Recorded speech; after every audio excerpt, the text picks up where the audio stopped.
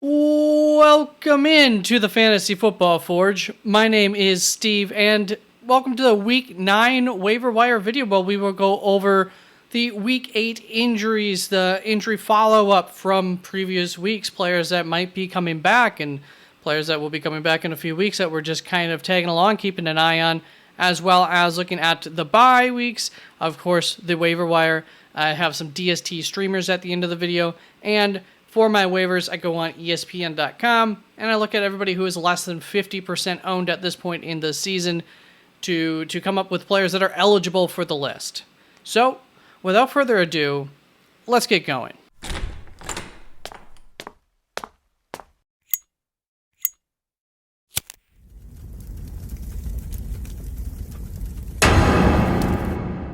And we're going to start off with some injury follow-up. Right off the bat, we have Kyren Williams, Dawson Knox, who are still several weeks out. Week 12 is the expected time that they will be coming. They'll be available to come back off of IR. And this is an estimated injury time, so a lot of the times we have 0 to 1 weeks or anything. Those are all averages. But of course, the IRs, we know what week they're coming back. Once again, not a guarantee that that means they're going to be coming back that week. Like Pat Frymuth coming back Week 11, same with Devon Achane. We are pretty sure that Devon Achane, from what they have said, will be healthy when he comes back. But guys like Justin Jefferson, James Conner, there have been questions whether or not this IR time will be enough time for them to recover to come back. So they'll be available to come back in just a couple of weeks, Week 10, and same with Khalil Herbert. And we are pretty sure that when he comes back, he will be available and ready to go. Then, when we look at Deebo Samuel with that shoulder injury, we're still at the upper end on average. Might be another 2 weeks, but he also might be able to return this week. Same with Damian Harris. Although interesting, the Buffalo Bills just went out and signed Leonard Fournette today on Monday, and so I wonder if that might have something to do with the expected recovery or lack of recovery for Damian Harris. Maybe they'll play that safe. Maybe he wants to play safe. Whatever the case. I wonder if that has something to do with that, because I don't think it has anything to do with either of their current starters. Then Ryan Tannehill with that ankle injury, still 0 to 2 weeks, 0 to 1 week for Justin Fields, 0 to 1 week for Robert Woods. And we have gotten news for Justin Fields that it will be Bagent playing this week, so don't expect it to be Justin Fields this weekend. Then with Deshaun Watson and that shoulder injury is still a mystery as to when he'll be back. Who knows? Could be this week. Could be longer than that. And we have Gerald Everett, David Montgomery should be able to return. Question mark. Zay Jones has been day-to-day for about 2 weeks at this point in time. And Daniel Jones with that next injury is returning from what we've heard. Now, sometimes we get reports and things change. Just like today, I've been waiting for as many reports as I could from all of the injuries from Week 8 in order to get as good of information as I could, and as well as suggestions for the waiver wire, because it's not really a great waiver wire week. So I really wanted to gather as much information as possible this week, and there have been some differing reports from earlier on in the day till later on in the day. Quick heads up, Week 9 this week, we have Denver, Detroit, Jacksonville, San Francisco on bye.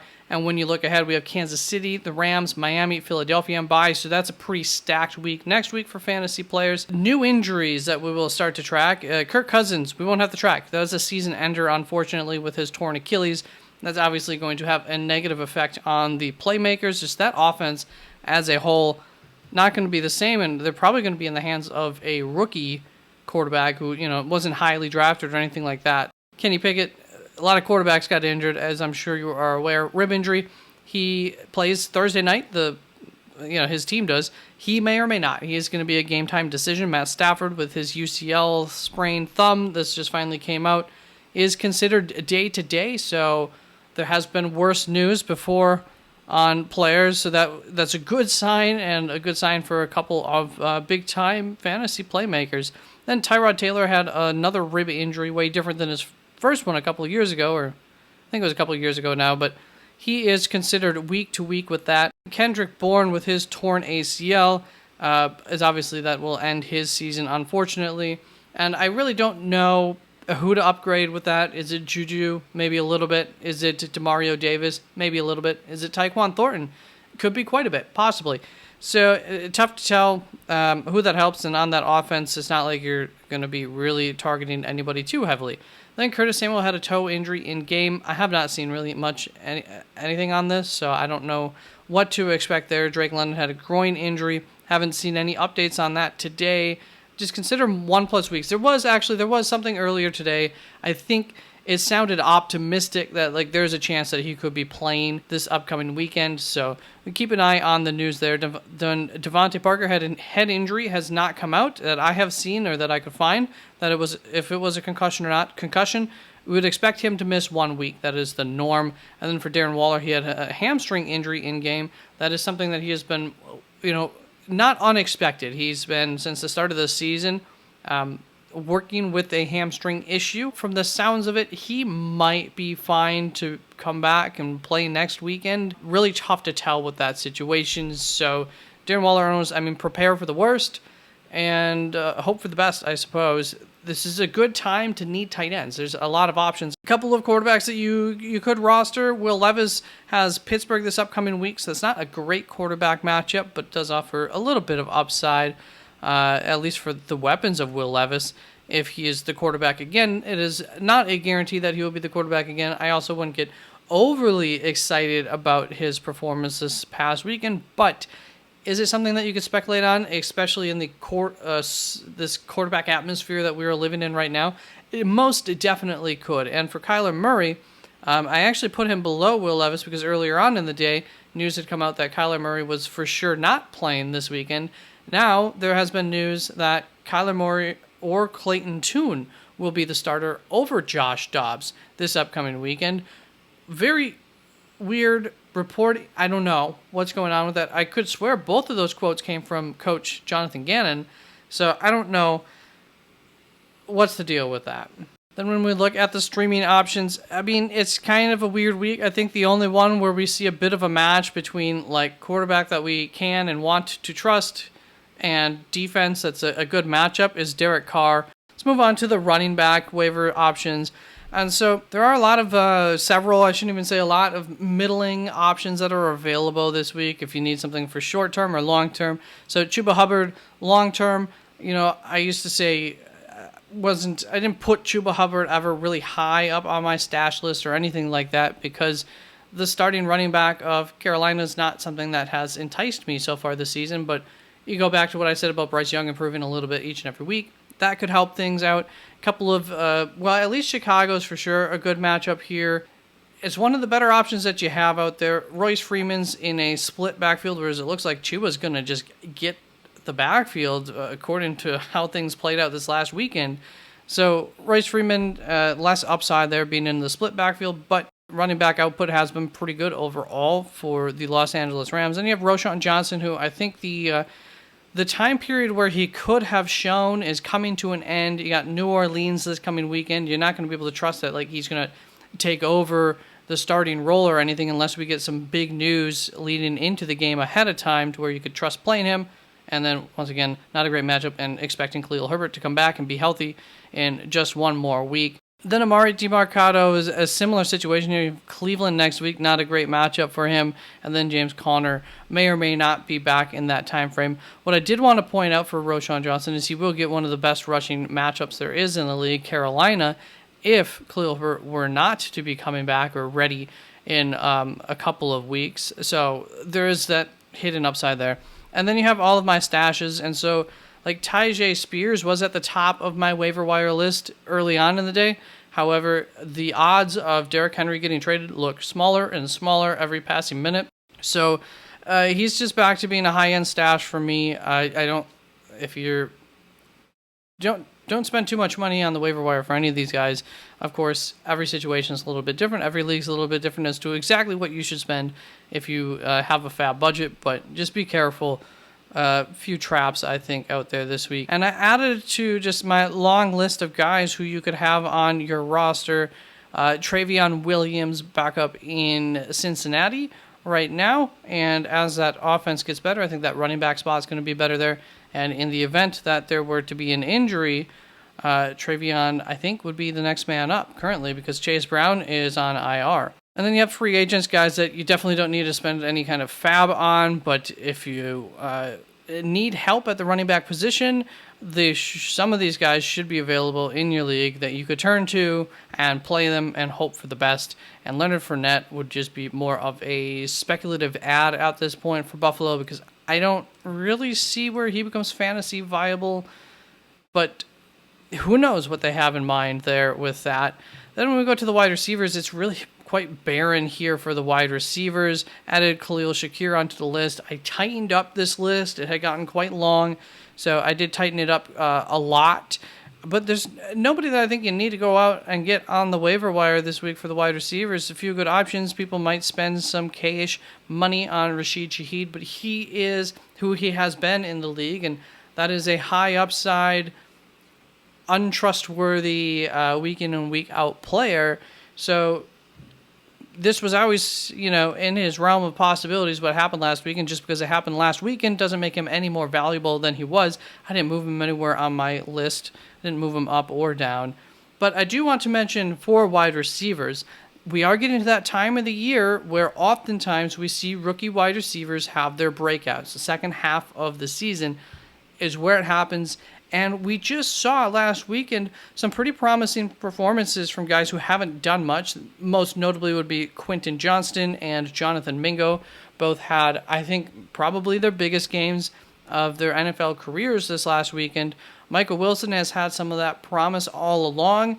And we are expecting Kyler Murray to probably be back with the team sooner than later, and that could really help to elevate Michael Wilson's status. And then Demario Douglas with New England, somebody who's been coming on hot lately. They could really use a spark on that offense, and he is somebody who could provide them with that spark. He is probably the riskiest option out of all of these, but at the same time, he's shown as much or more than pretty much all of them, outside of probably Michael Wilson. Added Khalil Shakir onto the list this week.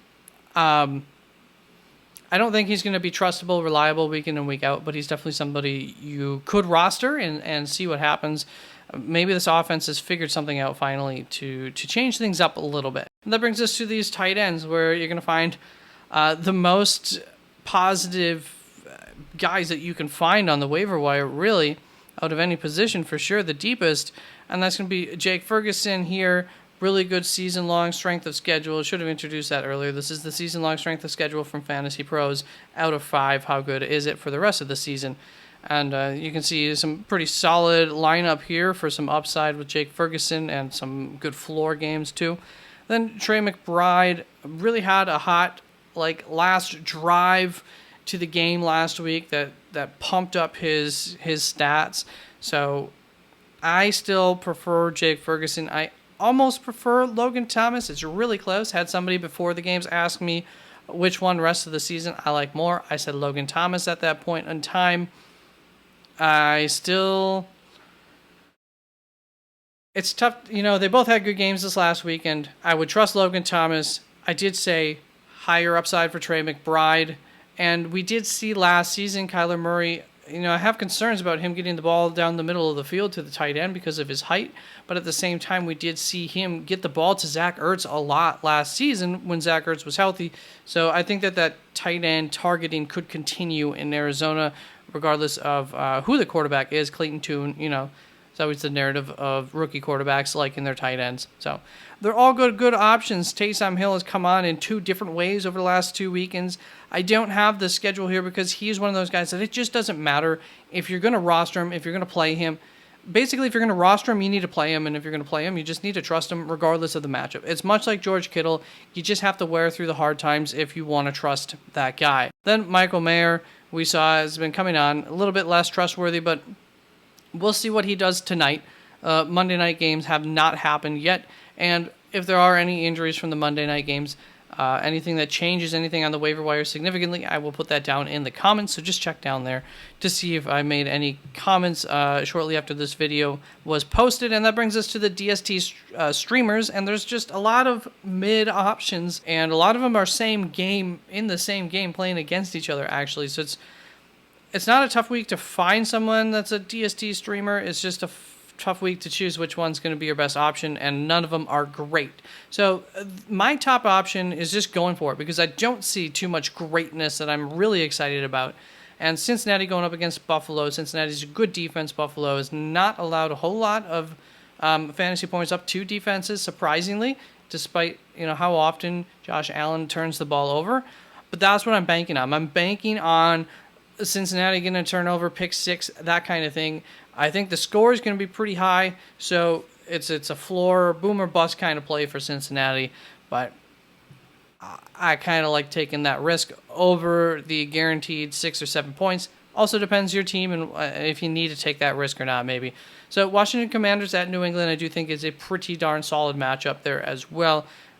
Commanders have at least been a middling defense for fantasy points scored, and New England has been near the bottom. Then you've got the Minnesota Vikings going up against Atlanta. It's a good matchup for Atlanta, and the Minnesota Vikings have also been a decent defense for fantasy.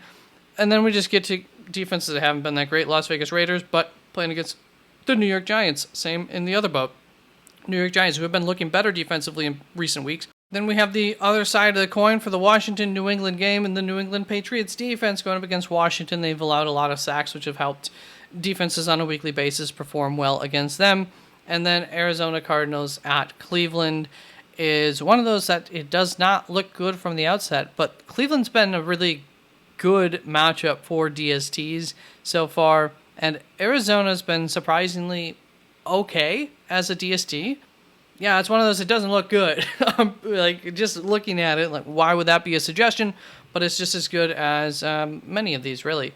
That is it for the DS. That's it for the waiver wire. Thank you very, very much for tuning on, and please comment, like, subscribe if you wish. And I will have my rankings videos coming out ASAP.